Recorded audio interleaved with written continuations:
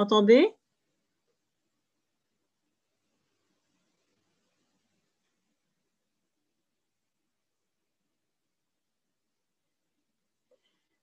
Oui.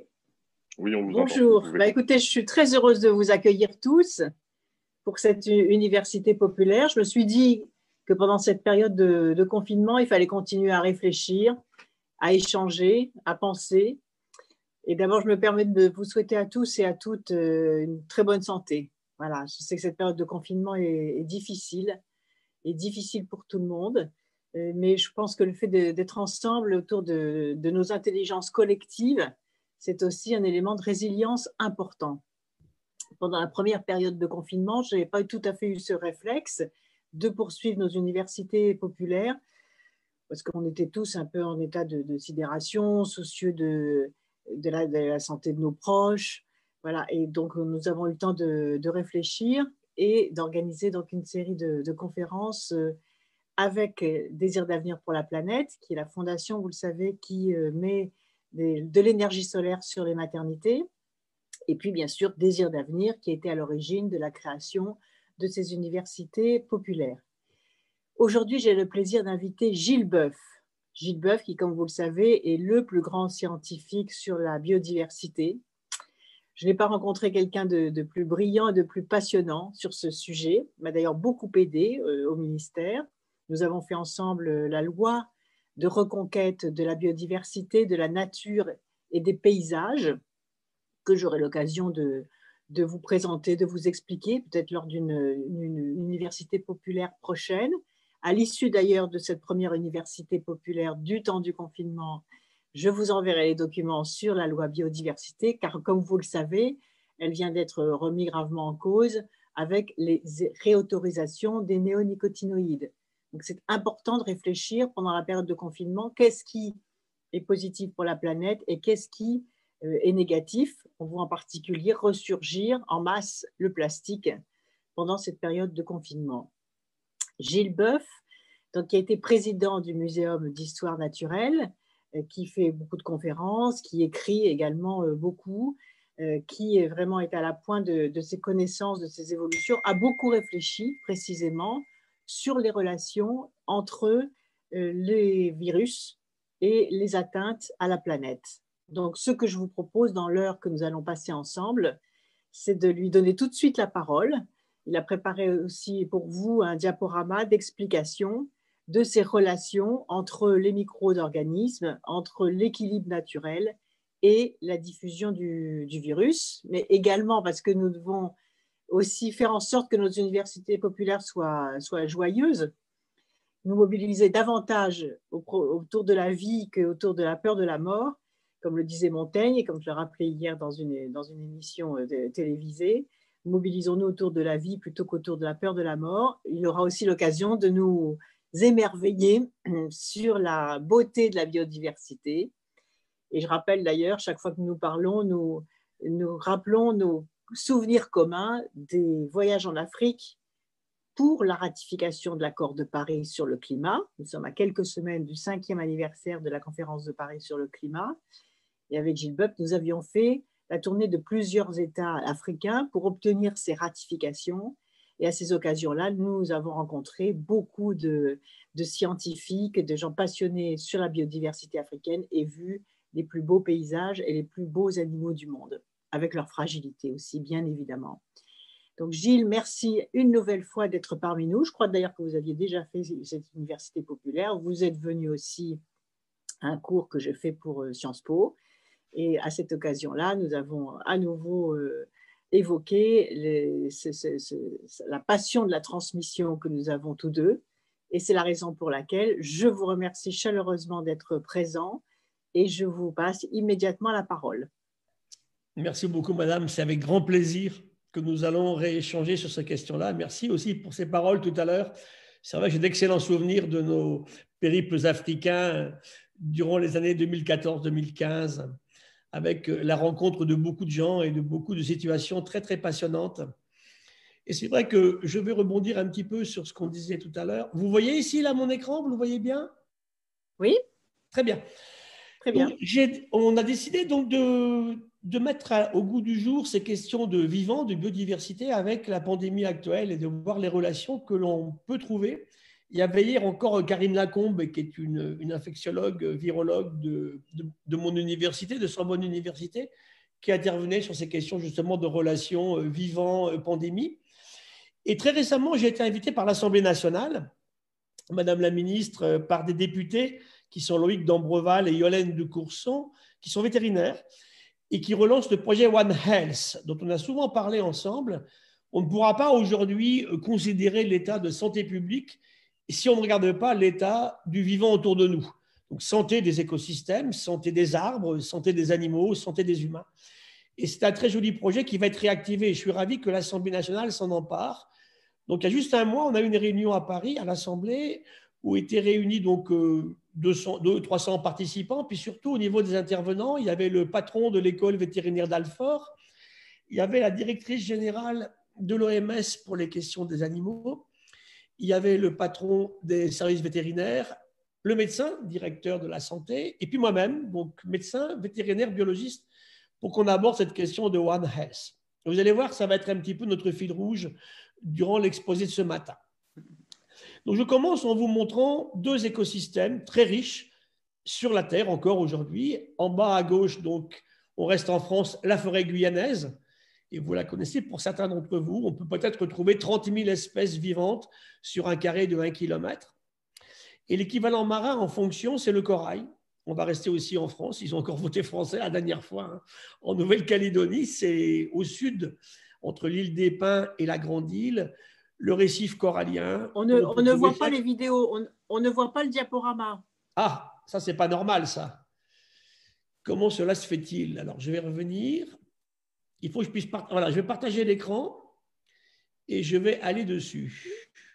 Parce que si on ne le voit pas, c'est très dommage. Voilà, vous devriez le voir maintenant. C'est bon? C'est bon. Très bien. Donc, je vais vous montrer en fait deux écosystèmes, la forêt guyanaise, la forêt tropicale humide, qui est le plus riche écosystème de la planète aujourd'hui. En gros, aujourd'hui, plus de la moitié des espèces que l'on connaît sur la Terre vivent dans ces forêts tropicales. Amazonie en Amérique du Sud, les forêts africaines qu'on évoquait tout à l'heure ensemble, les forêts du Congo, et puis en Asie, les grandes îles que sont la Papouasie-Nouvelle-Guinée et puis Bornéo. Et les récifs coralliens. Et je vous ai mis en haut, ici à gauche, Shanghai, une grande ville de Chine où vous avez la moitié des Français en nombre de personnes. Donc vous imaginez bien que l'humain a un fort impact sur ces écosystèmes. Alors aujourd'hui, la réflexion, c'est comment, dans la situation actuelle, on vit un double terrible problème environnemental qu'on connaît bien. Hein. D'un côté, l'accélération du changement climatique, on va en parler un petit peu, et de l'autre, l'effondrement du vivant. Je préfère parler d'effondrement que d'extinction parce que pour l'instant, on assiste à un effondrement du nombre des individus dans les populations naturelles, toutes espèces confondues. Alors, je vous ai mis ici nos raisons d'inquiétude après les travaux de IPCC, du GIEC, hein, qu'on connaît bien.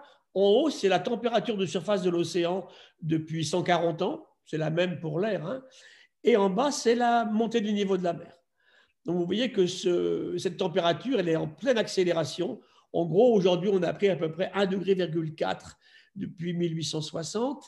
Et puis, en remontée du niveau de la mer, en 20 ans, là, la mer remonte entre 4 et 5 fois plus vite que ce qu'elle faisait depuis les 5000 dernières années. Donc, on est vraiment sur quelque chose qui est vraiment très préoccupant et qui sont les causes de notre intranquillité. Puis une image du Groenland, hein, qui est en train de fondre. Hein. On a encore eu des informations ce matin sur ces fontes. On était allé avec Madame la ministre en Arctique. Hein. On était allé au Svalbard, qui est la zone effectivement encore au nord par rapport au Groenland. Et on a vu effectivement ces questions de changement et de réchauffement global. Et je vous ai mis une petite espèce ici pour symboliser le vivant. C'est la grenouille de Darwin qui ne vit que dans les forêts de Patagonie. Et là, effectivement, où elle vivait entre ces grands arbres que sont les araucarias, qui vivent entre 1000 et 3000 ans. On les coupe tous aujourd'hui en Argentine, au Chili, pour mettre à la place des pins et des eucalyptus, pour faire des cajous. C'est ça, en fait, l'hérésie humaine, sa stupidité à l'heure actuelle, d'aller enlever ces morceaux de nature sauvage pour les remplacer par des choses qui n'ont rien, bien sûr, à faire là. Et ma grenouille, elle n'apprécie pas. Elle n'aime pas ces nouveaux arbres. Et je vous ai mis en bas le dernier venu du vivant, qui est le coronavirus 19. On va en parler un petit peu tout à l'heure. Alors, un petit virus, c'est intéressant parce que les virus sont là depuis toujours. Hein. Ils étaient là aux origines de la vie sur la Terre. Le virus, on me dit qu'ils ne sont pas vivants. Bien sûr qu'ils sont vivants, puisqu'on peut les tuer. Alors, je ne vois pas comment on peut tuer quelque chose qui n'a jamais été vivant. Ce qu'il ne sait pas faire, c'est qu'il ne sait pas se reproduire tout seul. Il doit trouver une cellule qui va l'abriter. Donc, il lui faut, pour lui, un bon parasite, trouver les moyens de contourner les défenses de l'hôte. Hein. Et en l'occurrence, ici, le coronavirus 19, qui est un virus de chauve-souris, est passé quelque part durant l'année 2019 de la chauve-souris à l'humain. On en parlera un petit peu tout à l'heure. Tout ceci nous crée bien sûr ces raisons de l'intranquillité que l'on vit aujourd'hui. J'aime beaucoup ce terme d'intranquillité parce que ce n'est pas de l'éco-anxiété trop forte, sinon on ne fait plus grand-chose. Hein. On est intranquille parce qu'on se rend compte qu'il faut une grande vigilance pour qu'on puisse faire face aux problèmes que l'on va évoquer ici. Alors, les causes d'intranquillité, vous savez, si je reviens à Lucie, on a eu la chance, avec Madame la ministre, je me rappelle, tous les deux, on était ce jour-là dans une petite salle supérieure du musée d'Addis Abeba en Éthiopie.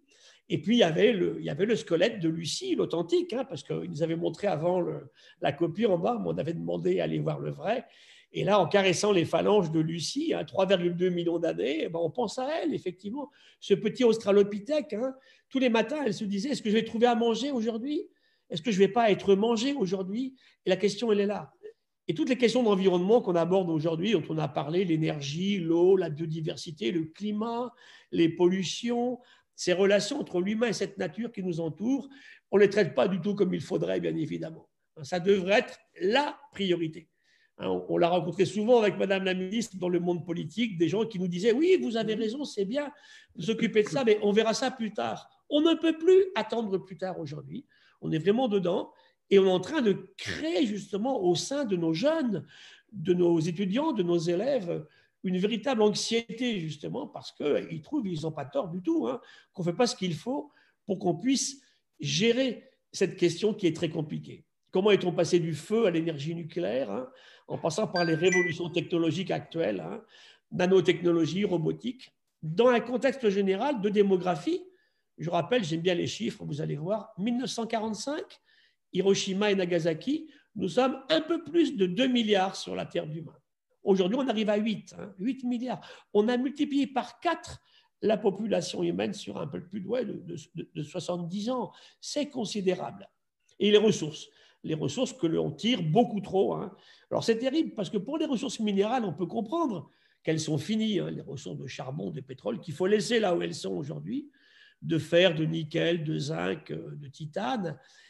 Ce qui est terrible, c'est que pour les ressources vivantes qui se reproduisent, hein, c'est la caractéristique du vivant, eh bien aujourd'hui, on dépasse les seuils de renouvelabilité du vivant. Ce qui fait qu'on tire plus que ce que le système Terre peut nous donner en réponse pour les pêches maritimes, pour les forêts tropicales. Hein. Et c'est là, effectivement, que la question est très importante. Et je vous ai mis en bas les 4 expressions du vivant sur la Terre aujourd'hui, les bactéries, les protistes. Hein. Alors, les protistes, ce sont de grosses cellules à noyaux, par exemple les microalgues de l'océan, le phytoplancton, par exemple les levures. Et je dis souvent en français, que serait un Français sans levure? Sans levure, il n'y a pas de pain, il n'y a pas de bière, il n'y a pas de vin, il n'y a pas de fromage. Vous voyez que c'est absolument essentiel. Et je vous ai mis des champignons et des plantes, ici à l'île de la Réunion, et à droite un petit tardigrade, hein, que j'ai mis comme représentant des animaux. On connaît un peu plus de 1,3 million d'espèces animales sur la Terre aujourd'hui. Et je vous ai mis au-dessus un petit texte de Paul Ehrlich, qui, lorsqu'il a été reçu à l'Académie des sciences royales britanniques, il y a maintenant 7 ans, disait « Can the collapse of global civilization be avoided » Est-ce qu'on peut encore interdire un effondrement de nos civilisations? Je ne suis pas du tout collapsologue, hein, ce n'est pas mon style du tout. Je ne suis pas là pour vous coller la trouille, comme on dit souvent. Je suis là pour dire que si on ne fait rien, c'est ça qui va se produire. Hein. On va aller vers un effondrement de nos civilisations, avec toute la misère et la souffrance que vous imaginez bien. Et je vous ai mis en haut le seul écosystème en haut à droite où il n'y a pas de vie sur la Terre, sont les laves de volcans. C'est trop chaud. Mais quand elles se refroidissent, la vie se développe sur ces laves de volcans. Et voilà, l'intranquillité, elle est symbolisée ici. Je sais que Mme Royal est beaucoup intervenue sur ces questions de ce qu'on appelait les Gilets jaunes, hein, qui ont démarré leur mouvement en novembre 2018. Et c'est vrai que là, Pourquoi ça se produit? Parce qu'on a augmenté de quelques centimes le prix du gasoil pour les véhicules, sans s'occuper des préoccupations sociales avant, qui auraient fait que la mesure aurait pu être acceptée. On a souvent discuté ensemble de la question de mettre des taxes environnementales, pourquoi pas, mais substituer à d'autres taxes antérieures. On ne peut pas continuer sans arrêt dans un système comme celui-là, ce qui fait qu'aujourd'hui, c'est très, très mal accepté, et donc ça fonctionne très, très mal. Il faut bien voir que chaque fois qu'il y a un désordre environnemental, il y a bien sûr un impact social. Et on va revenir à ce qu'on dit toujours tous, hein, qui trinque en premier? Toujours les pauvres. Et ça, c'est extrêmement important à prendre en considération. Alors, l'histoire a commencé il y a très longtemps, puisque quand la Terre se forme, on est vers 4,6 milliards d'années, hein, 4600 millions d'années. Cette Terre, elle se forme, un fragment du Soleil, puis surtout une agrégation de particules, de fragments qui se baladent dans l'espace et qui vont se retrouver ensemble pour former la planète Terre. Et je vous ai mis une météorite tombée à Toulouse en 1864, hein, qui nous raconte l'histoire justement du démarrage du système solaire et de l'existence de la Terre, bien avant que la Lune ne sorte du système. Je vous ai mis la composition de l'océan, et ça, avec Madame la Ministre, on a beaucoup parlé de ça. Je me rappelle nos discussions à New York aux Nations Unies, où on avait abordé par des conférences très intéressantes, hein, la question de l'océan. Un océan, pas des océans. Un estuaire, je vous ai mis ici. J'aurais pu prendre en Charente, la Charente, j'aurais pu prendre la Gironde ici à Bordeaux. Bon, je vous ai pris une image de Madagascar, où là, vous avez de l'eau douce en amont, de l'eau de mer en aval, eau de mer très stable depuis très longtemps. Et ça, c'est quoi? Eh bien, simplement, c'est la caractérisation de l'eau qui est entre les deux points, qu'on appelle saumâtre, hein, entre l'eau douce et l'eau de mer. On a souvent parlé avec Madame la Ministre de ça. C'est notre sang. Je vous ai mis ici la composition de notre sang à tous ce matin. S'il y a des médecins qui m'écoutent, hein, pourquoi a-t-on dans un sang humain 105 millimoles de chlorure et 140 millimoles de sodium? Ben, c'est l'histoire de la vie née dans l'océan, tout simplement. Chaque corps humain la rappelle. Et le début de conférence, je la fais souvent avec vous, c'est de vous dire que admettez que vous êtes un morceau du système. Vous n'êtes pas à côté, vous êtes entièrement dedans. On a les mêmes molécules, on a les mêmes sels. Un bébé qui naît, un bébé humain, c'est 3/4 d'eau. Tous les humains qui discutons en ce moment-là, on est fait d'eau, de cellules et de sels. Hein. Et cette histoire est née dans l'océan. C'est intéressant d'y revenir. Ce qui veut dire que chaque fois qu'on va agresser ce vivant extérieur, on s'agresse soi-même. Ce qui est vraiment stupide pour une espèce qui elle-même s'est appelée l'homme sapiens, qui sait, qui est sage. Hein. Edgar Morin nous le rappelle en permanence, on n'est pas du tout sapiens. Je vous ai mis ici les fossiles les plus anciens que l'on ait au muséum à Paris, 3,45 milliards d'années des bactéries. Et puis si les mêmes, hein, souvent je disais quand je fais une conférence à La Rochelle, ben, je devais aller à La Rochelle d'ailleurs, je vous disais, j'en parlais avec Marilyn tout à l'heure, on avait Novak il y a quelques semaines, ben, ça n'a pas pu se faire. Hein. Ben, dans toutes les flaques d'eau où vous allez, vous avez des cyanobactéries. Ce qui veut dire que ces êtres vivants-là, ils sont aussi vieux que l'histoire de la vie sur la Terre. Donc, allons voir comment ils font. C'est ça qu'il faut. Au lieu de détruire les mares, de faire des parkings de supermarchés par-dessus, ou bien de les remplir de pesticides. L'eau, c'est vraiment essentiel. D'ailleurs, souvent, on parlait au ministère, on parlait de l'eau et de la biodiversité. Hein. Vous savez que l'agence créée par Madame la Ministre, l'agence française pour la biodiversité, s'est aussi préoccupée d'eau, devenue maintenant l'Office. Et dès le départ, on a travaillé beaucoup avec les agences de l'eau qui avaient des moyens financiers qui ont été en partie dédiés au sauvetage du vivant, de la biodiversité. Je vous ai mis ici un désert au nord du Chili, que je connais bien comme pays, j'y suis allé très souvent, où il ne pleut jamais, sauf quelquefois, tous les 12-15 ans, à la périphérie de ce désert, il se met à pleuvoir. Et bien voilà, là vous avez l'exemple typique que l'eau, c'est la vie. Un bébé humain, c'est 3/4 d'eau. En bas, je vous ai mis une méduse marine, c'est 98% d'eau. Je vous ai cherché le plus sec que j'ai pu trouver, une graine de date. C'est 5% d'eau. L'eau, elle est essentielle. Avant l'ADN ou l'ARN, la molécule clé de la vie, c'est l'eau. Et voilà pourquoi il faut absolument traiter en même temps les questions d'eau et de biodiversité. Tous les êtres vivants sont faits d'eau liquide. Et c'est parce que la Terre est située par rapport au Soleil à cette distance, il y a sa masse, que l'eau y est sous forme liquide. Et voilà pourquoi la vie est sur la Terre et pas forcément ailleurs. Je vous ai mis une image qu'on avait faite aussi ici quand on survolait le désert du Namib ou bien le désert d'Éthiopie, hein, où l'humain peut irriguer le désert et créer de la vie dans ces systèmes en amenant de l'eau Et voilà, ça on l'a beaucoup vécu quand on allait en Afrique. 20 fois, on s'est arrêté au bord des routes, mesurer le volume de ces bidons qu'avaient ces jeunes filles sur la tête. Des bidons de plastique chinois, 17 litres. Ça veut dire 17 kilos. Elles vont avec un bidon qui n'est pas très lourd à l'aller, elles reviennent avec un sur la tête, sur un vélo entre les bras. Toutes ces jeunes filles qui sont là, quand elles font ça, eh bien, elles ne vont pas à l'école. C'est un drame, ça, pour l'Afrique, bien évidemment. Elles n'ont pas de salaire pour faire ça. On parlait tout à l'heure du sort des femmes africaines qu'on a tellement aimé et admiré durant la COP 21 en décembre 2015, hein, ça va faire maintenant 5 ans, à Paris, quand on organisait bien sûr cette conférence sur le climat. Eh bien, elles ne vont pas à l'école, elles n'ont pas de salaire pour faire ça, c'est gratuit, elles sont bénévoles. Ensuite, bien sûr, elles sont rarement les femmes ou jamais propriétaires des terrains sur lesquels elles travaillent. Et pour finir, elles font des mauvaises rencontres en route parce que les garçons à 14 ans ont des kalachnikovs. On l'a vu à la frontière du Congo, on l'a vu partout. Regardez le Centrafrique aujourd'hui, regardez les exactions au Cameroun. Aussi, vous connaissez dans certaines régions du Cameroun des problèmes posés par des mouvements comme Boko Haram, par exemple, ou le problème du Mali, les problèmes depuis la guerre de Libye.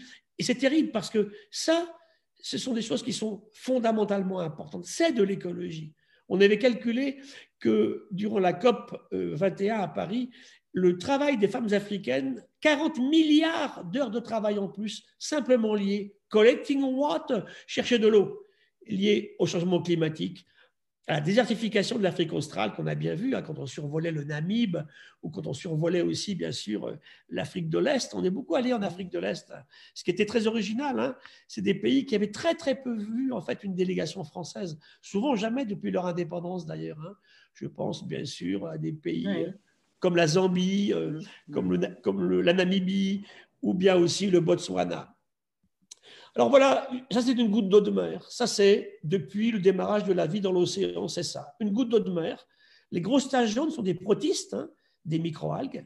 Les moyens points jaunes ici, ce sont des bactéries. Et les tout petits points jaunes, ce sont des virus, comme notre coronavirus dont on va parler tout à l'heure. Ça, c'est vraiment le vivant dans l'océan. Donc on a dit un océan, le même partout. Il fait 3800 mètres de profondeur en moyenne sur la Terre. Et cet océan, il produit effectivement des microalgues, des virus et des bactéries. Et tout le reste, les poissons, les baleines, c'est que 2% de tout ça. Vous voyez comme c'est important. Et dans l'océan, on connaît à peu près 300 000 espèces vivantes. C'est que 13% du vivant sur la Terre, ce qui veut dire que la grande partie du vivant connu, elle est sur Terre, elle n'est pas dans l'océan aujourd'hui. Mais c'est très important de reprendre ça en considération. Deuxième écosystème, je vous ai pris un sol. Où vous voulez, dans votre jardin. Que ce soit à La Rochelle, à Bordeaux ou au Cameroun, à Yaoundé, où vous voulez, eh bien, et voilà, un sol, c'est ça. C'est 2,5 tonnes de bactéries par hectare de superficie, 3,5 tonnes de micro-champignons, puis ce sont des acariens, des collemboles, des tardigrades, des vers de terre, des nématodes, tout ça, 1000 à 2000 au mètre carré, vous montre qu'effectivement, c'est un sol vivant. Et aujourd'hui, nos techniques agronomiques, avec la chimie de synthèse, ont tué la moitié de nos sols. Jamais on ne nourrira 8 milliards d'humains avec des sols qui sont morts. Et au niveau agricole, quoi qu'on fasse, quoi qu'on discute, avec le monde agricole, évidemment, pas contre eux, avec eux, il faut absolument qu'on ramène de la vie dans les sols. Là, je pense que tout le monde est d'accord, hein, quelles que soient les obédiences. Le vivant dans les sols, c'est 2 fois plus d'espèces que dans l'océan. Une espèce sur 4 connue sur la Terre vit dans les sols. Voilà, c'est notre objectif. Tout à l'heure, Madame la ministre parlait du retour des néoniques, hein, comme on dit là. C'est clair que ce n'est pas compatible avec une vie dans les sols. Il y a un papier sorti dans la région Nouvelle-Aquitaine la semaine dernière de nos amis de Chizé qui nous montre effectivement que ces néoniques, il y en a partout. Les vers de terre en sont remplis. On ne peut pas continuer comme ça. Ce n'est pas possible si on veut alimenter demain tout le monde. Donc on a vu un morceau d'océan, un morceau de sol, et le troisième, ça va être ça. C'est un peu curieux. C'est l'intestin d'un bébé à la naissance. Et là, il y a sûrement des mamans qui m'écoutent. Rappelez-vous, mesdames, mesdemoiselles, ce moment précis de la rupture de la poche des os à ce moment précis, le bébé humain qui est protégé par sa maman avant, hein, il n'a pas de contact avec la biodiversité terrestre. Il n'y a pas de bactéries, il n'y en a pratiquement pas dans le placenta. Et c'est vrai ici que vous avez là, dans cet intestin, les bactéries qui sont en bas ici, qui viennent du tractus génital de la maman, hein, c'est la partie de la maman, qui vont aller non pas contaminer, mais ensemencer ce bébé. Ça se produit à la naissance. Et je vous ai mis en bas une image de microalgues et de Tara. Tara, c'est un voilier qui nous a été mis en activité grâce à une entreprise privée qui s'appelle Agnès B. Et grâce à Tara, on a fait le tour du monde en 2009 et 2013 et on a séquencé l'océan. On a ramené 600 000 séquences de microalgues comme ça, publiées le 22 mai 2015 dans la revue Science. Et je vous ai mis en haut les gènes en bleu de ces microalgues. Je vous ai mis en rouge les gènes de mon bébé, là. Et en gris, ce sont les nôtres. Ce qui veut dire que tous les gens qui m'écoutent ici, là, Madame la ministre, moi-même évidemment, nous avons dans nous un tiers de communauté de gènes avec les microalgues de l'océan. Nous venons de ce monde. 2 tiers avec une mouche. Je dis souvent, ça fait rigoler les gens, mais 60% avec une banane. Donc, tout le vivant est uni. Un vivant. Vous comprenez pourquoi One Health, hein, une seule santé, est si important aujourd'hui. Si l'humain continue à nier ceci, on ne pourra pas avancer. Mais ce n'est pas enseigné dans les écoles. Hein. On parle des grandes écoles polytechniques, l'ENA, tout ce que vous voulez, à l'université. Il faut rappeler à tout le monde que nous sommes issus de ce monde et composés de la même façon. Dès qu'un produit tue des vers de terre ou tue un parasite, eh bien, il n'est pas bon pour l'humain. Et c'est là qu'il faut qu'on fasse extrêmement attention à ce qu'on fait. Et je vous ai mis pour finir ce préambule ici, ce matin, votre lit. Tout à l'heure, vous vous êtes levé, je suppose que vous avez dormi dans un lit. En plus, mon truc, il marche, qu'on dorme tout seul ou à deux, ça marche très bien. Hein. On a dans notre lit chaque matin entre 1 et 2 millions d'acariens par lit. Voilà. On est dedans. Ah, vous me dites, mais c'est dégoûtant, regardez, ils ont des épines, des poils. Mais oui, mais c'est ça le vivant, en fait. Hein. Donc, vous voyez que prenons conscience de tout ça. Admettons que nous sommes, nous aussi, le vivant. Et ça changera beaucoup de choses. Alors, le vivant, souvent, je me rappelle cette image, on l'avait montrée au ministère en 2015. Là. C'est une image d'une expédition du muséum en Guadeloupe, sur une plage de Guadeloupe. On avait fait un énorme trou dans le sable de la plage. Alors, les gamins venaient voir, vous êtes payés pour faire des trous, c'est génial ce boulot. Hein. Je vais être chercheur aussi en biologie marine. Et bien simplement, on vous a choisi ici de jolis petits crustacés de ces plages de Guadeloupe. C'est ça la biodiversité. Alors souvent, on a cette image du vivant. Mais ce n'est pas que ça. Là, bien sûr, je veux vous séduire. Hein. Parce que je vais vous montrer des jolies choses, mais c'est aussi des espèces qui sont moins belles. Hein. Par exemple, ceci. Alors là, on me dit, ah oui, mais attends, Gilles, on n'est pas très riche. Moi, je veux bien sauver celui qui est là, celui-là, là. Hein. Mais ce truc avec un gros nez, bah, c'est ça le vivant. Il y a des beaux, il y a des moches, il y a des grands, des petits, des bleus, des jaunes, des rouges. Et tout ça, c'est le vivant. C'est tout cela qu'il faut garder avec nous aujourd'hui. Regardez celui qui est en bas, là, le rat taupe nu. Il vit dans des terriers en Éthiopie. On était passé, et au Soudan et au Kenya. Alors, évidemment, il n'est pas très beau sur nos critères à nous. Hein. Et bien, n'empêche que cet animal-là ne développe jamais de cancer. Et ça, quand on l'a découvert, il est devenu un peu une star qui allait sauver l'humanité. Pourquoi lui, il ne fait jamais de cancer, alors que nous, ce sont les maladies les plus communes chez les humains des pays développés aujourd'hui? C'est les vraies questions. Il faut tout garder avec nous. Et je dirais que si ce n'est pas des jolis ou des moches, ben voilà, c'est ça la biodiversité. Et là, je pense que quand je montre ça, effectivement, à un président de région, à des députés, à des sénateurs, ben là, ça marche bien, effectivement, les papillons, les coléos, bof. Mais là, oui. Et tout à l'heure, je vous disais, sans levure, il n'y a pas de fromage, il n'y a pas de pain, il n'y a pas de vin, il n'y a pas de bière. Si j'enlève le nickel des couverts qui sont là, et puis le verre des bouteilles, c'est que de la biodiversité et du vivant. Et je rappelle qu'un corps humain, c'est au moins autant, probablement plus, de cellules non humaines que humaines. Hein. On est fait de bactéries. On va y revenir tout à l'heure. Alors, bien sûr, on s'est mis à élever quelques espèces. Hein. Tout à l'heure, je vous disais 1,3 million d'animaux connus, mais on en élève combien? Vous en mangez combien d'espèces terrestres? 5, 6, tous les mêmes, tous les humains. Vaches, poulets, cochons, pas tout le monde. La chèvre, le cheval, on en mange de moins en moins. Puis on élève des chiens et des chats, pas pour les manger, mais ils sont avec nous en très grande quantité. Et ça, bien sûr, ça a entraîné des déséquilibres qui sont importants aujourd'hui. On verra tout à l'heure comment ça se traduit. Et je prends 2 livres que j'aime beaucoup, écrits par des collègues du Muséum. Jamais seul, par Marc-André Sellos. C'est la vie microbienne associée à un arbre. Un arbre, ce que vous voyez en racines, en feuilles, en branches, en troncs, c'est ridicule en nombre de cellules par rapport aux cellules du vivant du sol qui l'entoure. Et pour un corps humain, c'est la même chose. Un travail ici de Éric Batteste, toujours aussi du Muséum et de l'Université, de Sorbonne Université, qui vous montre effectivement qu'on est totalement entrelacés. Et je vais arriver au Covid, c'est super intéressant parce que qu'est-ce qui cible ce coronavirus 19 dans les gens qui en ce moment sont en train d'encombrer les salles d'hôpitaux qui sont en conditions très difficiles et qui rendent nos médecins très inquiets, je les comprends parfaitement. Ils se démènent comme c'est pas possible, ils font un effort incroyable pour sauver des vies. Mais c'est pas la cible du virus, c'est surtout des personnes âgées, surtout des personnes en surcharge pondérale. C'est surtout des personnes aussi qui ne font pas de sport. Ça sort très très bien. Hein. Puis après aussi, qui sont en hypertension artérielle, qui sont en diabète de type 2. Ça veut dire que si le dialogue entre nos micro-organismes qui sont dans nous-mêmes, qu'on appelle des symbiontes, et nos cellules humaines ne va pas, ben voilà, on est fragile. Et qu'est-ce qui cible le Covid-19? Les gens fragiles comme ceci. Donc vous voyez, tout est lié. Si on ne tient pas compte de tout ça, on ne pourra pas régler les questions de santé publique. On va arriver justement au Covid.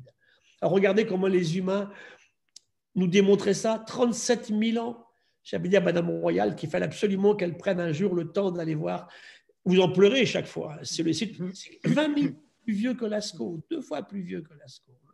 Et bien là, vous avez Jean-Marie Chauvet qui est là, qui révèle cette grotte au monde dans l'Ardèche. Hein, c'était en décembre 1994. Et là, il explique que ces humains, il y a presque 40 000 ans, dessinaient des lions en France, des rhinocéros, des panthères, comme on a vu en Afrique, des hyènes. Ils étaient là avec nous. Tout a changé. Donc, si les humains ont été capables de faire ça, vous ne croyez pas qu'aujourd'hui, ils pourraient faire mieux que ce qu'ils font à l'heure actuelle. Bien sûr, ils étaient infiniment moins nombreux. C'était des chasseurs-cueilleurs. Hein. Puis après, ils vont se fixer, ils vont s'arrêter de bouger et ils vont inventer agriculture et élevage. Et cette courbe-là, elle rappelle bien, j'aime bien cette courbe, puisque c'est la démographie humaine. Il y a 10 000 ans, quand on invente l'agriculture, 10-12 000 ans, on est 5 millions d'humains sur la Terre, hein, calculé par les paléoanthropologues, 5 millions à peu près. Tout à l'heure, je vous ai dit 8 milliards aujourd'hui. Vous voyez qu'on a fait que, on est resté longtemps à un niveau qui était bas, puis on a explosé, il y a à peu près 1000 ans. Et on a explosé, pourquoi? Parce qu'on a développé des technologies que l'humain a mis au point. Au départ, je vous ai mis en bas à gauche, là, je vous ai mis un biface, un caillou taillé comme vous en trouvez en Charente, en Normandie, en Bretagne, partout en France. Hein. Il y avait des humains qui sont venus d'Afrique. Hein. Tous les humains sont apparus en Afrique. Ils ont quitté l'Afrique quand le climat changeait et que le Sahara n'était plus un désert à différentes époques, 120 000 ans, 90 000 ans, 70 000 ans, 50 000 ans. Ils sont venus en Europe et en Asie. Plus tard, ils passeront en Amérique aussi, vous le savez très bien. Et un jour, le polytechnicien de l'époque va inventer l'arme de jet. Il va inventer une arme comme l'arc et la flèche, la lance ou le propulseur, qui permet de tuer une proie à distance. Et ça va tout changer. Des animaux comme les lions, les tigres, ils ne criaient pas grand-chose des humains, vous imaginez bien, avec un biface. Mais dès qu'ils se font tuer à distance, ils vont commencer eux aussi à devenir un peu intranquilles. Et je vous ai mis en bas à droite un revolver américain, un Remington, de la guerre de sécession, où là, effectivement, avec la poudre noire, vous tuez facilement à distance. Un tout petit bonhomme, avec son arme, il peut tuer un très gros animal, en fait. Puis on va inventer la roue il y a 7000 ans. Et tous ces progrès technologiques vont amener l'humain à se diversifier, à bouger sans arrêt, et puis à devenir de plus en plus nombreux avec des inventions de l'arc et de la flèche, des villes, des routes, des moulins à eau, des moulins à vent, de la poudre noire qu'on évoquait à l'instant, de la machine à vapeur, de la machine d'imprimerie, puis les vaccins, les avions, les matières plastiques, et puis les antibiotiques et les ordinateurs. Vous voyez qu'on est sur quelque chose où c'est extrêmement important. Et là, vous savez que je suis très élève d'Edgar Morin, que j'aime beaucoup. Edgar Morin disait au président, il n'y a pas très longtemps, vous savez, monsieur le président, le problème n'est pas la frénésie technologique ou scientifique, c'est l'usage que l'on en fait. Et tout est là. Quel usage fait-on de tout ça? Et ce qu'amène Edgar Morin à dire aujourd'hui qu'on est dans un système très compliqué, puisqu'on fait des progrès qui peuvent être très bénéfiques pour l'humanité, mais en même temps très délétères. et que le principal problème, c'est le non-partage, bien sûr, aujourd'hui, qui entraîne les désordres sociaux dont je parlais tout à l'heure. Alors voilà, question posée il y a 10 ans par des collègues américains. Ils nous disent, voilà, est-ce qu'on met en place aujourd'hui les conditions d'une nouvelle crise d'extinction massive? On en avait connu 5 massives. On en connaît 60 depuis 800 millions d'années. On travaille beaucoup là-dessus au muséum. Mais sur ces 65 majeures, est-ce qu'on n'est pas en train de créer les conditions de la 6e? Je dis souvent, en fait, l'humain met en place des non-respects du vivant qui font qu'on est en train de se diriger vers cela. Pourquoi? Parce qu'on détruit et on pollue, on surexploite la forêt tropicale, les pêches maritimes, par exemple. On dissémine tout partout. On transporte des espèces africaines en Europe, d'Asie, en Amérique, en permanence. Je vous ai mis en bas une petite algue marine ici qui s'appelle Alexandrium, ici, là. Eh bien, elle fait le tour du monde dans les ballasts des grands navires, des grands pétroliers géants. Or, cette petite algue, si vous l'ennuyez, elle vous fait une toxine qui tue un humain en 20 minutes. Ben, elle fait le tour du monde, tout simplement, en toute discrétion. Celle qui est au-dessus, c'est une petite méduse qui est rentrée en mer Noire en 1980, qui a explosé. Malheureusement pour nous, elle est arrivée sans son parasite et sans son prédateur, donc elle a explosé, elle a pris de la place, et elle a effondré 40 000 tonnes de pêche à l'anchois en mer Noire. Et le climat, bien évidemment, je vous ai mis à droite avec la remontée du niveau de la mer, et puis la température de l'air et de l'eau qui augmente. Ces vagues de chaleur en Russie durant l'épisode de canicule 2010. Bon, je vous rappelle que l'épisode de canicule en France 2003, on l'a oublié ça aussi, c'est 15 000 morts. Vous avez vu ce matin que le coronavirus a tué en France 41 000 individus, mais je pense que c'est surestimé parce qu'on a compté parmi les morts des gens à l'hôpital qui ne sont pas morts uniquement du Covid. Ça donne un ordre de grandeur. On a eu une grippe dite de Hong Kong qui avait tué 40 000 personnes en France au début des années 70. Voilà, c'est la courbe la plus dure que j'ai à vous montrer. En vert, c'est l'effondrement des animaux sauvages. C'est que les vertébrés, là, donc des poissons, mammifères. Vous voyez qu'il y a 10 000 ans, 2000 ans, et en 2050, bon, on n'en aura plus. Si on continue comme ça, on a tué la moitié des éléphants en 40 ans, la moitié des girafes. Vous vous rappelez, Madame la Ministre, nos superbes girafes en Zambie, quand on est sorti sur ces parcs incroyables, ce lion qui avait tué un buffle juste devant nous. Mais tout ça est en train de partir aujourd'hui. La Zambie, on discutait avec le président de la Zambie qui nous disait qu'il y a 20 ans, il y avait 2000 rhinocéros en Zambie. Il nous disait, il n'y en a plus du tout, zéro. Ils en ont ramené 2, vous vous rappelez, au parc, sur les sources de Livingstone, c'est tout. Et ils sont gardés par les rangers à côté, ce n'est pas des vrais animaux sauvages. Et au Botswana aussi, c'était magnifique. Oui, tout à fait. Et encore le Botswana. Qui est le président du Botswana qui disait que les éléphants étaient les réfugiés. Ah, j'avais adoré ça. Quand vous m'avez fait lire ça dans l'avion, j'étais absolument émerveillé. Qui disait effectivement, sont 2 frères à l'époque, le président et le ministre de l'Environnement. Les éléphants sont des réfugiés politiques au Botswana. J'avais beaucoup aimé cela. Donc voilà. C'était courageux de sa part. Oui, en bleu sur les animaux domestiques, les chiens, les chats, les cochons, les vaches, les poulets, les chèvres, les chevaux. Et puis en rouge, les humains. Vous voyez qu'on assiste à un effondrement des animaux sauvages et une explosion des animaux domestiques.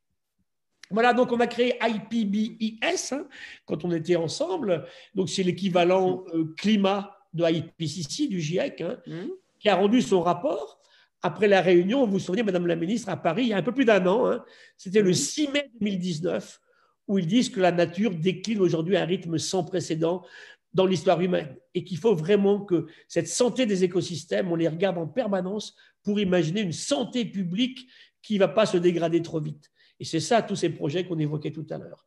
Donc là, ils nous disent, si on ne fait rien, on va perdre 1 à 2 millions d'espèces dans les quelques années qui viennent, 10, 20, 30 ans. Donc, il est vraiment tout à fait temps de réagir.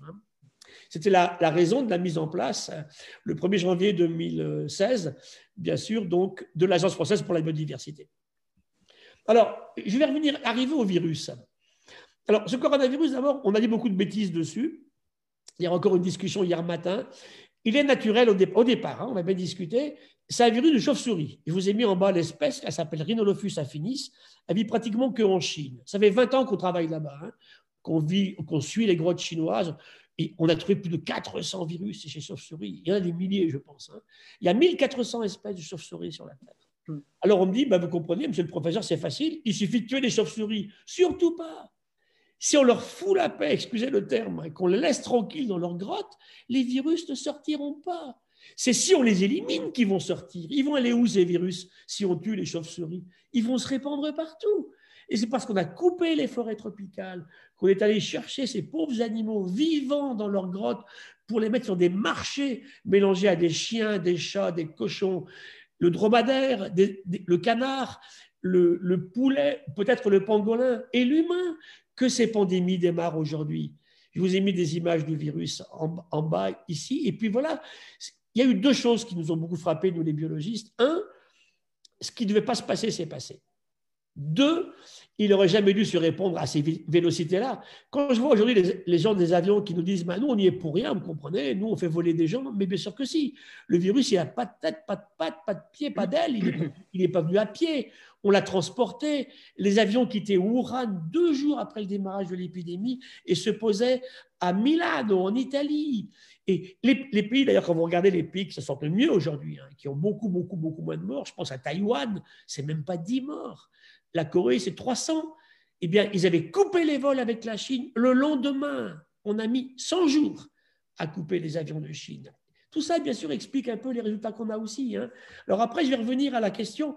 On n'a pas de vaccin pour l'instant. Espérons qu'un viendra d'ici une année. Pas de traitement. Il est assez infectieux, assez virulent. On a dit qu'il touchait les gens âgés, beaucoup plus les hommes que les femmes aussi. Hein. Il y a 2 tiers d'hommes, 1 tiers de femmes. Et ce qui est intéressant, c'est que ce virus, en fait, change, bien sûr, comme tous les virus. Et là, déjà, le virus actuel qui circule en France est un peu différent de celui qui avait circulé comment dirais-je, durant l'hiver dernier. Il suit une longue liste de virus. Hein. Le SARS-CoV-1, en 2002, très toxique, beaucoup plus que celui-là. Hein. Il était passé par la civette masquée. Le H1N1, qui tue entre 50 et 100 millions de personnes dans le monde, la grippe espagnole, vers 1920, il était passé par le canard. Le MERS, vous vous rappelez, qui avait tué des gens dans les pays arabes en 2012, il était passé par le dromadaire. Donc vous voyez que tout ça, c'est des mélanges d'animaux. La peste, hein, qui est quand même l'épisode le plus incroyable, les épisodes les plus incroyables, hein, les grandes pestes qui ont joué un rôle dans la chute de l'Empire romain, et puis après, partout en Europe et dans le monde, hein, elles venaient d'une puce de gerbille, un petit rat du désert, et après de rats. Et c'était toujours le mélange des puces de rats, des humains, de ces petits rats du désert asiatique. Tout naissait toujours en Chine, hein, c'est pas par hasard. Et donc aujourd'hui, c'est vrai qu'on arrive à cette théorie de la dilution, où on dit en fait, laissons la nature dans des conditions correctes, arrêtons la déforestation massive, faisons des réserves où le vivant reste tranquille, sans ouvrir des zones qui sont très dangereuses, parce qu'elles sont le support, par exemple, de chauves-souris qu'on évoquait tout à l'heure. Hein. Ebola, beaucoup plus dangereux que le Covid-19, il vient de chauves-souris. Et donc, Felicia Kissing a fait un très beau papier il y a 10 ans où elle dit, cette américaine, elle dit dans son papier, en fait, vous savez, la dilution est importante. Plus le vivant se porte bien, et plus au sein du vivant, les espèces sont abondantes, le nombre d'individus, et plus le virus a du mal à pouvoir sortir de ces colonies ancestrales. C'est dès le moment où on appauvrit ce vivant qu'il a un chemin royal pour sortir. Et ça, c'est important. Et je vais revenir à souvent, j'en parlais aussi avec Madame la ministre l'autre jour, elle me disait, je pense qu'il a pu être bricolé. Peut-être, nous n'en avons aucune certitude. Hein. Je n'exclus pas. En tout cas, au départ, ils n'ont pas inventé le virus, les Chinois. Hein. Ils ont pris un virus chauve-souris. Est-ce qu'ils l'ont bricolé? Ce n'est pas impossible. On n'a pas. Ils devaient faire des études. Ils devaient faire des études dessus, dans un labo. Oui. Et il y a eu une fuite. Quelqu'un qui a fait une erreur de manipulation, le virus a pu s'échapper par un lavabo, etc. C'est ce que dit la jeune fille qui est là. Cette jeune fille, elle est proche de Trump. Alors, je ne sais pas ce que je peux croire chez elle. C'est possible. En tout cas, au départ, c'est possible. C'est un virus chauve-souris. Alors maintenant, qu'est-ce qu'on fait? La question, elle est là. Est-ce qu'on continue ces marchés immondes où on a vivant en même temps sur le marché des animaux qui n'ont rien à faire ensemble? Est-ce qu'il est passé par le pangolin? Bon, maintenant, c'est un petit peu moins évident peut-être, mais on va trouver un jour un autre intermédiaire. Le drame, c'est que les Chinois n'ont pas fait les travaux qu'il fallait à l'époque. Hein. Ils sont dépêchés de fermer tout ça. Et même les médecins qui sont contrariés sont morts aujourd'hui. Donc c'est vrai que c'est compliqué. En tout cas, l'humain est bien intervenu, non pas pour inventer le virus, mais pour créer les conditions de son apparition. Et il est devenu effectivement très virulent chez l'humain durant l'année 2019. Alors voilà, donc le virus, Il n'est pas lié au changement climatique. On pose souvent la question non. Par contre, beaucoup de maladies sont liées au changement climatique. Le moustique tigre, qui maintenant est en Charente, est en Bretagne, est à Paris, il est bienvenu effectivement d'environnement africain. Des parasites comme le leishmania, il y en a dans le sud de la France, le Zika, le chikungunya. Je ne pense pas qu'on est à niveau du palu en France comme il y en avait à une époque, mais toutes ces maladies vont se répandre, bien sûr, avec la température qui change. Et je vous ai mis ici la remontée du niveau de la mer à gauche. Encore une fois, ce n'est pas que le climat change qui est très embêtant, c'est qu'il change beaucoup trop vite. C'est ça, qui change sur 1000 ans, ou 2000 ans, ou 10 000 ans, ou 20 000 ans. Bien sûr. Il y a 20 000 ans ici, là, où que vous soyez en France à m'écouter, la température de l'air était 4 degrés plus basse. Et la mer était 125 mètres plus basse. Vous imaginez sur le littoral les effets. Donc aujourd'hui, la température monte et la mer monte aussi. Et quand vous cherchez toutes les grandes villes du monde, elles sont toutes au bord de la mer. Là, je vous ai mis une image au milieu qui est faite avec Madame la ministre. Elle était là, à l'estrade, à ce jour-là. C'était en avril 2015, au moment justement des discussions aux Nations Unies sur ces questions-là. Et bien, effectivement, on discutait de ces questions de climat et sur ces questions de vivants qui s'en allaient. Et il y avait 2 cosmonautes dans la Station spatiale internationale. En bas, vous avez vu, il y a notre ami Thomas Pesquet qui est là. Je faisais une discussion avec lui au CNES en octobre 2017 sur le rôle justement des astronautes, sur la perception de ces questions-là. Il y avait également Bertrand Piccard, l'homme de Solar Impulse, cet avion solaire, et tous ont conclu la même chose. Le climat change trop vite, le vivant s'en va beaucoup trop vite, et eux qui observent la Terre à travers une petite fenêtre ont de très belles images. Et ce jour-là, quand on s'était logué, Madame la ministre, c'était pendant la COP 21. Début décembre 2015, il y avait un russe, on avait passé le soviétisme à cette époque-là, un russe et un américain, ils nous disent, mais oui, mais dépêchez-vous. Nous, on voit à travers notre petite fenêtre l'Afrique qui est en train de devenir un désert dans le sud. On voit les forêts d'Indonésie qui brûlent. On voit la pollution dans le golfe du Mexique. Dépêchez-vous. Voilà, donc travaux qu'on fait beaucoup maintenant ici, nous, en Aquitaine, c'est travailler sur le changement climatique. Donc, on a monté deux gros consortiums scientifiques qui marchent très bien, avec Hervé Le Treut pour le climat, Prévoir pour agir. Il y a la viticulture, mais il n'y a pas que la viticulture, et aussi pour la biodiversité. Et on fait ça avec nos collègues que connaît bien aussi Madame la ministre à Chizé, avec l'équipe de Vincent Bretagnol. Donc, on regarde en ce moment comment on peut anticiper dans cette région, mais il faut le faire bien sûr dans toutes les régions de France, le changement climatique et l'effondrement du vivant. Voilà, sur le climat, je vais conclure là-dessus. Puis on finira après par la biodive. Donc, si on ne fait rien, on va prendre 4 degrés en 2050, 2100. Et là, la Terre sera inhabitable, elle sera invivable. Il fera peut-être à Paris 2 semaines au mois d'août, au-delà de 50 degrés, avec une Seine à sec. Imaginez la situation. L'avenir est vraiment entre nos mains. Ou alors on agit, mais résolument. On l'avait dit en 2015, vous vous souvenez, on l'avait dit, pour qu'on puisse tenir moins de 2 degrés, il faut qu'on laisse là où ils sont 80% des gisements connus aujourd'hui en charbon et en pétrole. On n'a pas fait grand-chose depuis 5 ans. Donc là, la question est vraiment, vraiment très importante. Je finis sur les questions santé, où les risques émergents sont liés à ceci. On l'a toujours dit, ça c'est le premier objectif des Nations Unies dans les ODD, éradiquer la pauvreté. Il est clair que tant qu'on aura autant de pauvres sur la Terre, ça ne pourra pas fonctionner. Comment voulez-vous travailler correctement, donner du plaisir, avoir une bonne santé sur une planète où une grande partie des humains sont tellement pauvres? Et ça, on l'avait discuté aussi, je me rappelle, Madame la ministre, avec les femmes africaines. Quand les Nations Unies sortaient, en novembre 2015, ils nous disaient, sous le seuil d'extrême pauvreté, c'est-à-dire moins de $1 US par personne et par jour, c'est 70% de femmes. 70%. C'est terrible, c'est terrible. Alors, maladies liées à l'âge, liées à l'exposition au soleil, puis les maladies qui sont liées à ces questions climatiques. C'est très important à prendre en considération. Voilà, donc la question, c'est comment est-ce qu'on prévoit à long terme? Comment est-ce qu'on apprend à faire ça? Et là, il faut quand même que le monde politique est peu préparé à cela. Il faut un très, très grand courage aujourd'hui. Parce qu'on prend des mesures qui ne vont pas être efficaces tout de suite demain, mais qui vont devenir avec du temps et qui vont avoir un impact mesurable au bout de 5, 10 ans ou plus. Mais il faut le faire. Si on ne le fait pas aujourd'hui, ça ne pourra pas marcher en matière de climat, d'accès à l'eau, de gestion des déchets, du stockage du CO2, d'évolution du vivant.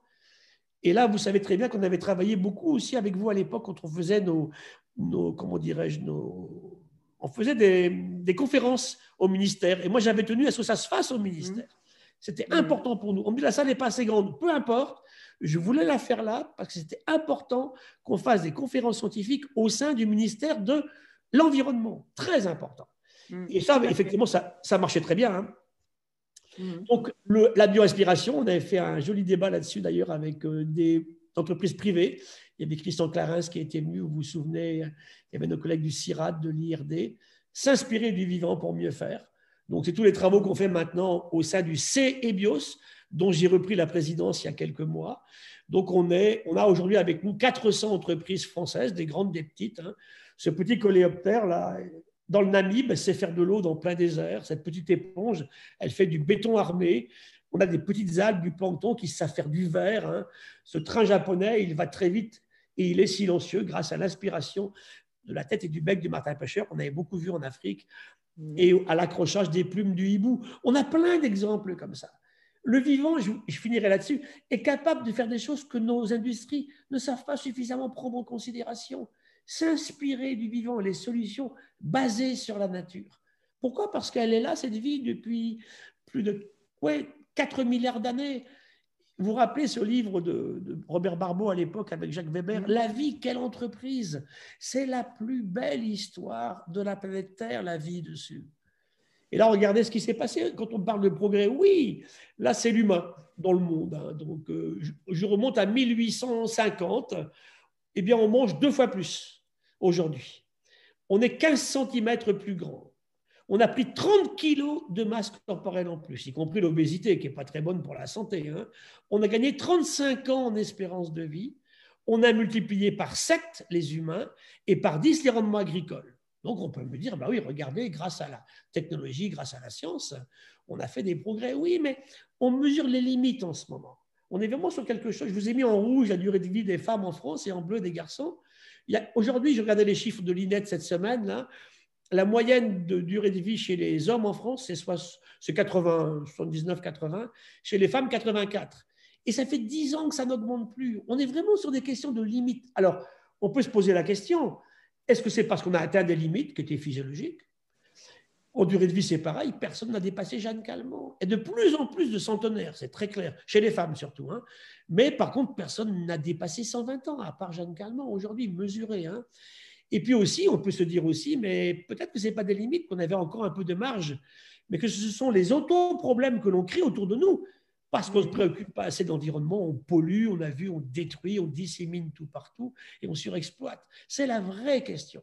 Et regardez ici sur cette courbe à travail japonais, d'ailleurs qu'on avait regardé à un moment quand on était encore au ministère, puisque c'est 2016, vous voyez que les durées de vie dans le monde, bon, on voit très bien les effets des guerres hein, durant le XXe siècle.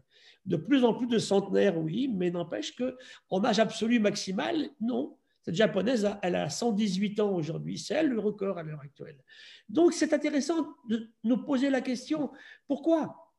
Et si c'est un travail qu'on a fait avec le docteur Toussaint, dont on parle beaucoup en ce moment, parce qu'il est beaucoup intervenu sur les radios, les télés, en critiquant la façon dont on gérait justement la réponse au Covid-19 en France, et il nous dit ici, regardez les records de sport olympique, il a pris le 800 mètres plat, une course, le saut en hauteur, et puis le lancement du poids. Et effectivement, on est au taquet partout. Donc, qu'est-ce qu'on fait? Et vous savez qu'on avait organisé, Madame la ministre était venue d'ailleurs au Collège de France à l'époque, 2 colloques. Le premier s'appelait « L'homme peut-il s'adapter à lui-même » et le second s'appelait « L'homme peut-il accepter ses limites ». Il faut qu'on accepte nos limites. Il faut arrêter la démesure partout. Les avions, en ce moment, je m'accroche avec les avionneurs parce que la seule question, quand est-ce qu'on va revenir au nombre d'avions qu'on avait avant? Surtout pas! 100 000 vols par jour en janvier 2020. Surtout pas. Où est la mesure? Je ne suis pas contre les avions, mais c'est beaucoup trop d'avions. Et ça lance plein de débats et de questions, bien sûr, qui sont importantes. Nous sommes dans la démesure partout. Voilà un travail qu'on avait fait d'ailleurs il y a quelques années où on montrait que l'espérance de vie, effectivement, elle a augmenté hein, depuis le XVIe siècle, mais qu'on se pose la question, nous, de savoir si ça va continuer à augmenter indéfiniment. Je ne crois pas. Je vous ai mis l'espérance de vie ici avec la démographie, mais on a mis en bas la consommation énergétique. Il faut une énergie démente pour aller plus loin. Et la vraie question, c'est est-ce qu'il faut amener tous les humains, pas que les riches, à pouvoir vivre plus longtemps? La durée de vie au Zimbabwe, aujourd'hui, elle est de 46 ans. Donc vous voyez que tout ça est quand même très, très préoccupant. On a plein de signes avant-coureurs qui nous disent attention, là, on a déjà dépassé certaines limites. Hein. Qu'est-ce qu'on fait pour bien réagir et pour aller vers beaucoup plus de sobriété, bien sûr, ça c'est absolument, c'est très important, hein, et beaucoup moins de consumérisme. Voilà, ma conclusion, elle sera philosophique. Hein. Je reviens à Shiro Aurobindo qui disait en 1915, bah, je vous laisse lire, hein, développement gigantesque de la vie extérieure de l'humain aujourd'hui. Les avions, on a vu les productions agronomiques à n'importe quel prix, les destructions des forêts, la surpêche, tout ça c'est important. Et il dit il faut un changement intérieur de l'humain. Et il dit une transformation radicale. Et ça, pour nous, pour un biologiste comme moi, ça veut dire une métamorphose. Est-ce qu'on est prêt à une vraie métamorphose de la nature humaine?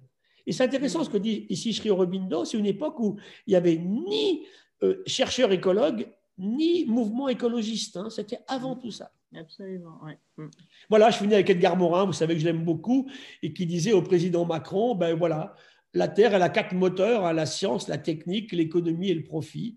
En économie capitaliste, pourquoi pas? Mais chacun de ces moteurs peut être très bénéfique, on l'a vu tout à l'heure, ou très délétère.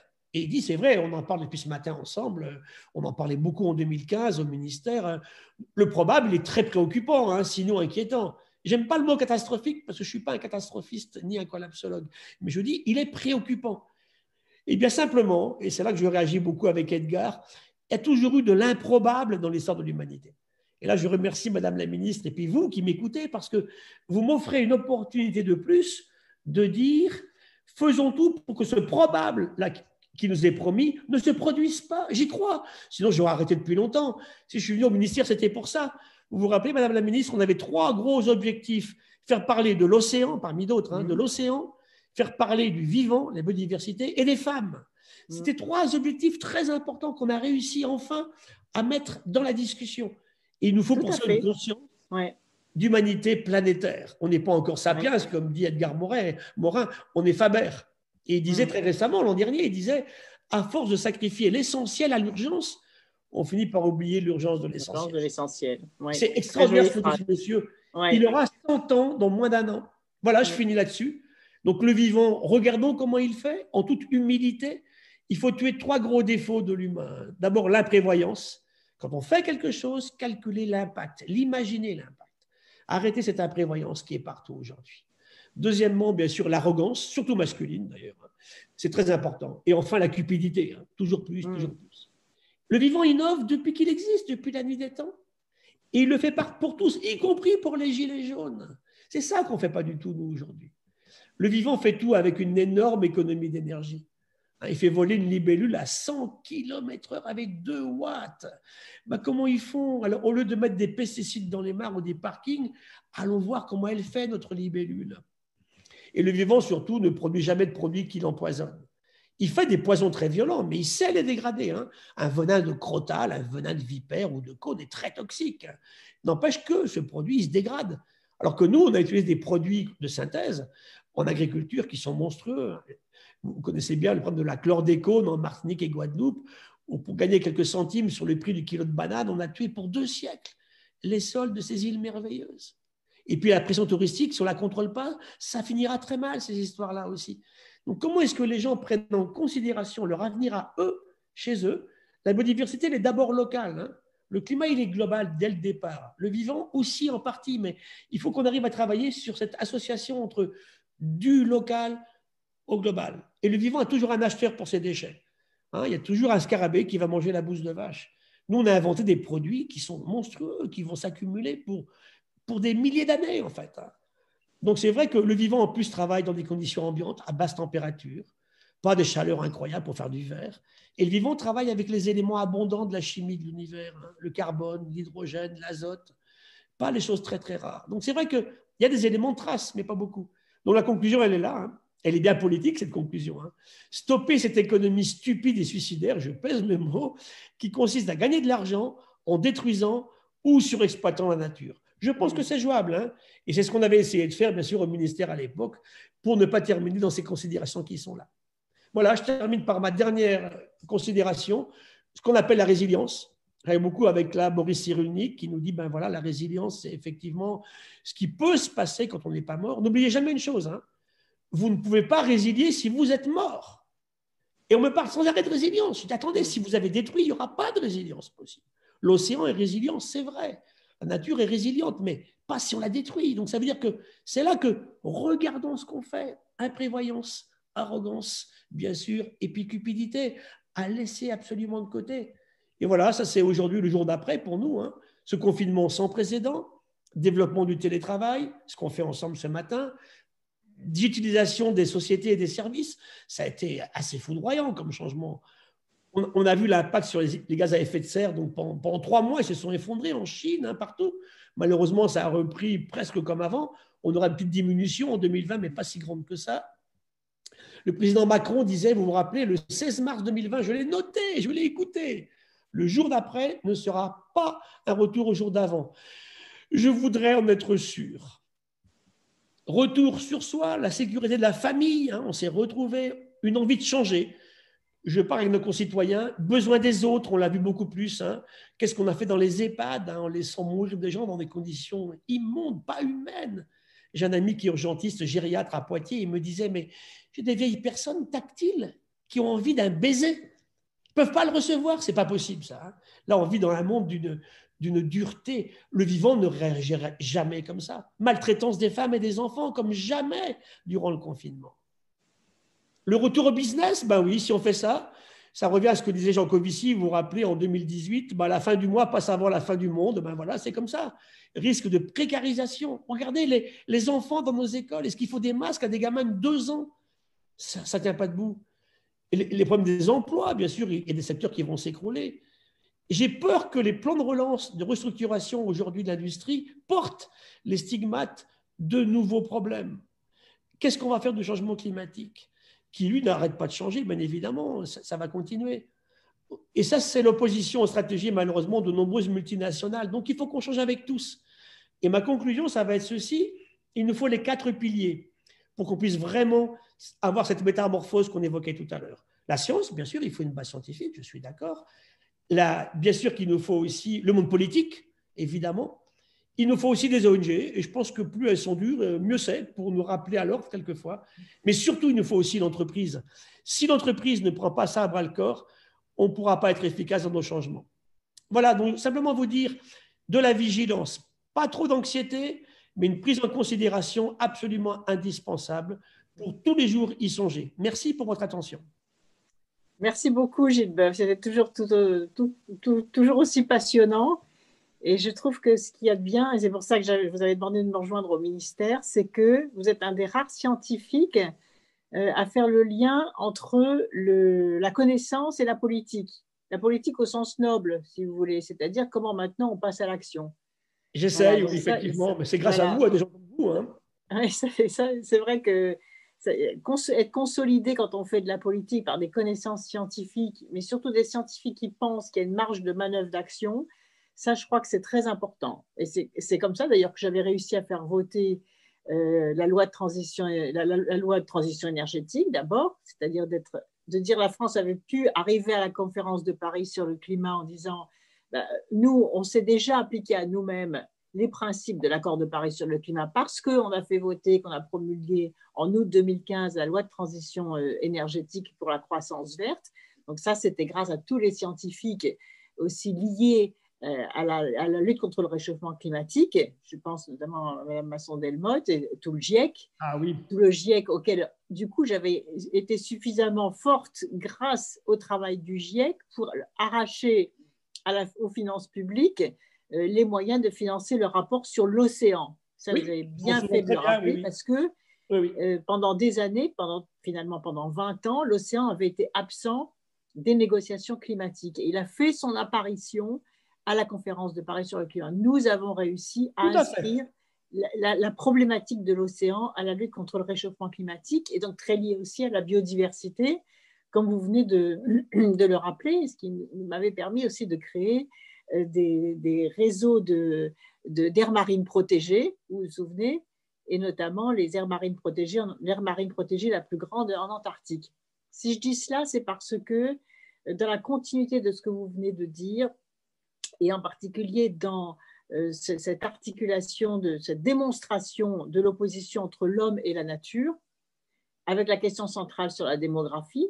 Sommes-nous trop nombreux sur cette planète? Je trouve qu'avant-hier, j'ai participé à une émission de Canal+ avec Yves Calvi sur ce sujet-là. Sommes-nous trop nombreux sur la planète? Donc, on y reviendra dans une université populaire prochaine. Il y a la fabuleuse démonstration qu'il y avait un autre modèle à suivre, c'est celui que nous montrent les peuples autochtones. Les peuples autochtones de l'Arctique, les peuples autochtones d'Afrique, les peuples autochtones d'Amazonie, c'est-à-dire ceux qui, dans leur culture même, ont déjà la compréhension, la philosophie que nous sommes partie, que l'humain est partie intégrante du vivant, que nous sommes dans la continuité de la nature, comme vous venez si bien de le démontrer. Tout à fait, et ça veut réguler la population. Hein.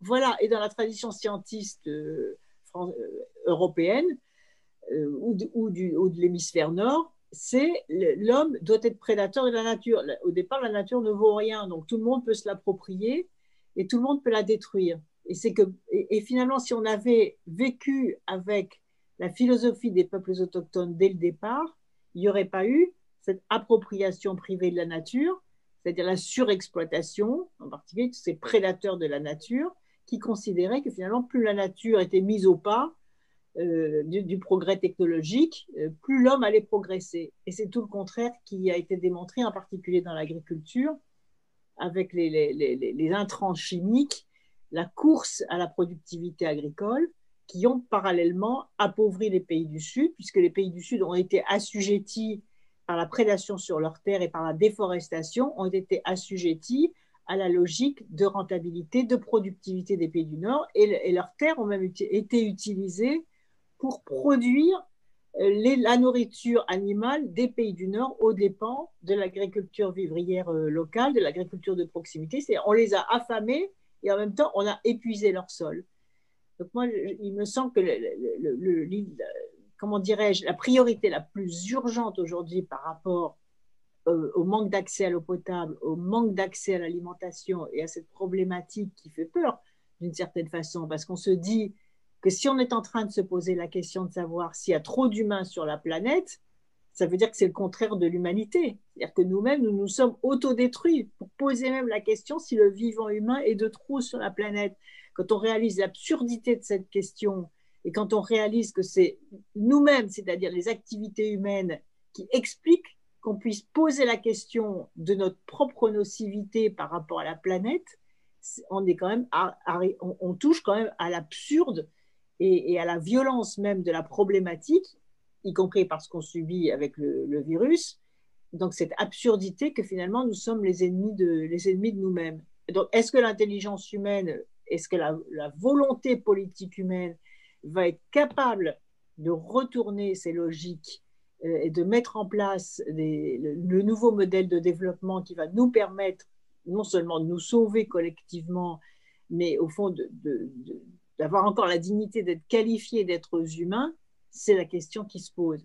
Et c'est vrai que c'est difficile à poser lorsque on est au quotidien confronté finalement à la survie. C'est-à-dire quand nos proches sont touchés par le Covid, quand on voit les hôpitaux surchargés, mais c'est aussi les conséquences de mauvais choix politiques par rapport à la priorité de l'humain. C'est-à-dire que c'est vrai que pendant des années, quand on prive l'hôpital de moyens, quand le seul objectif c'est de réduire le nombre d'hospitaliers pour répondre aux injonctions européennes de la lutte contre un déficit public qui ne distingue pas le déficit public et l'investissement humain, on voit les conséquences gravissimes de ces choix politiques aveuglés par des critères uniquement financiers.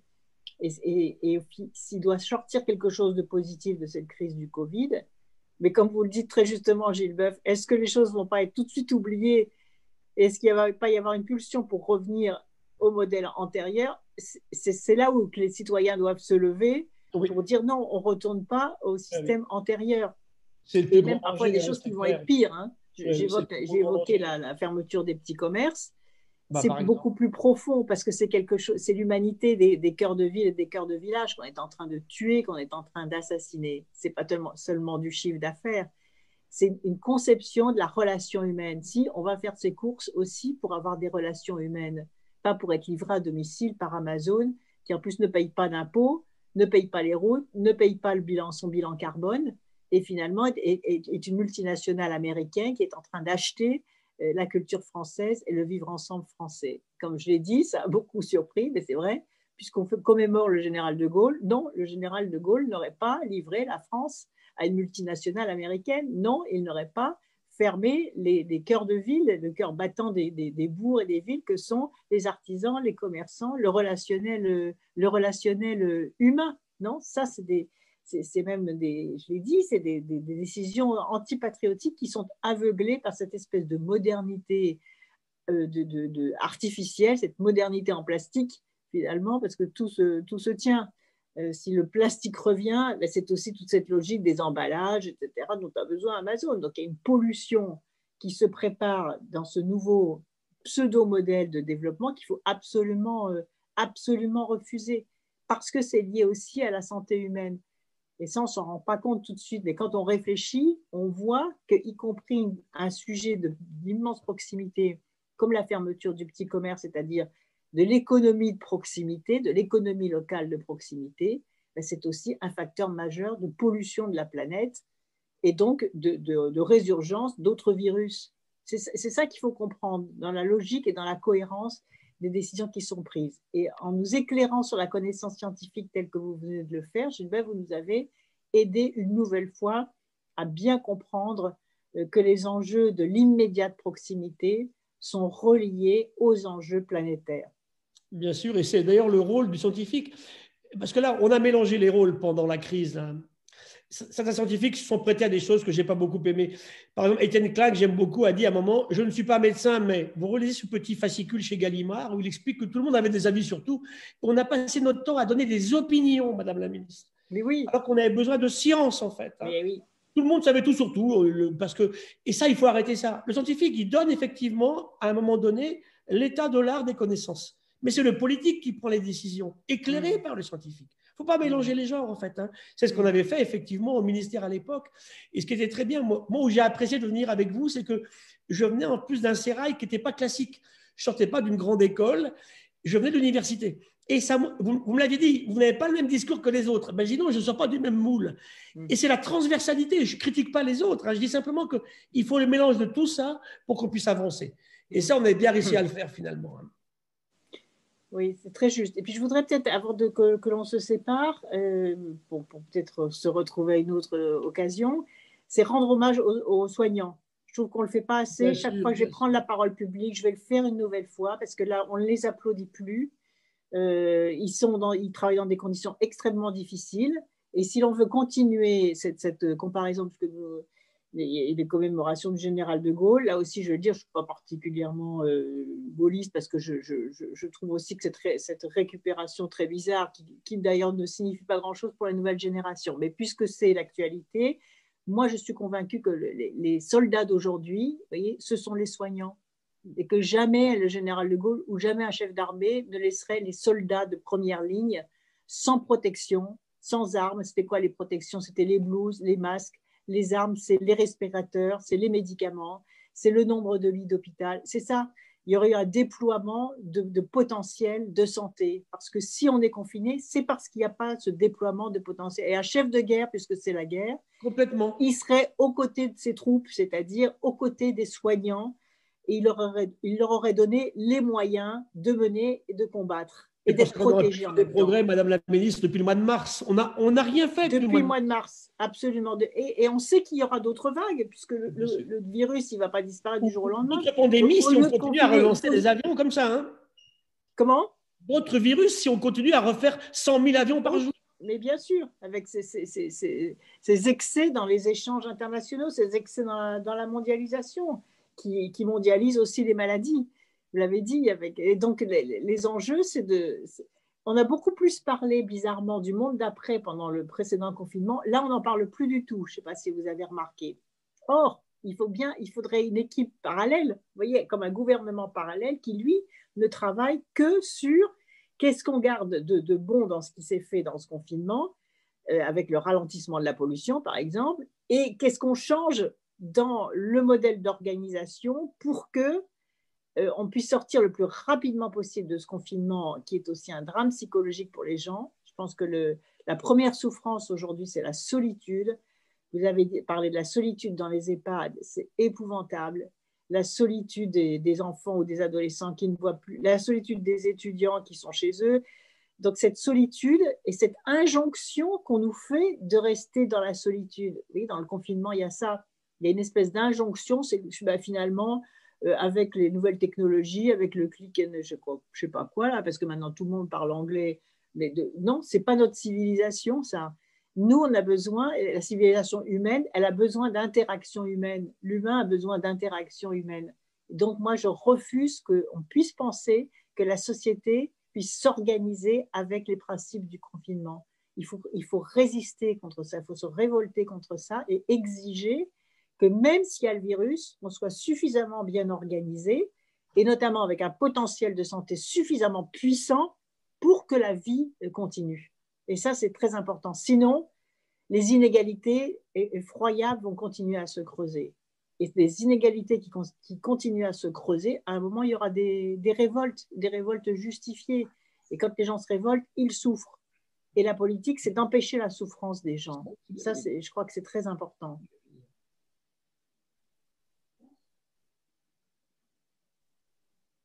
Alors, moi, j'entends plus Gilles.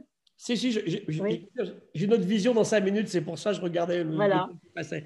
Mais merci beaucoup. Donc, on discute quand vous voulez de ces questions-là. C'est vraiment important. Il faut que le monde scientifique joue son rôle. C'est très important de les écouter. Mais moi, ce que je critique dans le conseil scientifique actuel, c'est son manque de pluralisme. Hein. C'est une maladie de chauve-souris. Les vétérinaires, c'est eux qui ont trouvé les coronavirus. Ce n'est pas des médecins, pas de vétérinaires, pas d'écologues. Mais je ne comprends pas. Et même pas paritaire. Et pas paritaire. Quand vous voyez les photos du conseil scientifique, il y a une ou deux femmes au bout de la table. Là. Ben ouais. Et vous parlez très, très bien du rôle des femmes. D'ailleurs, c'est tellement important. Ouais. Merci beaucoup. Et merci beaucoup, Gilles. À très bientôt. À très bientôt. Merci à tous. Au revoir.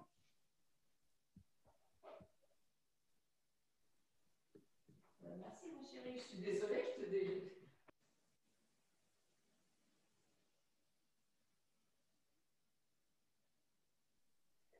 Merci à tous. Merci à tous et à une prochaine fois.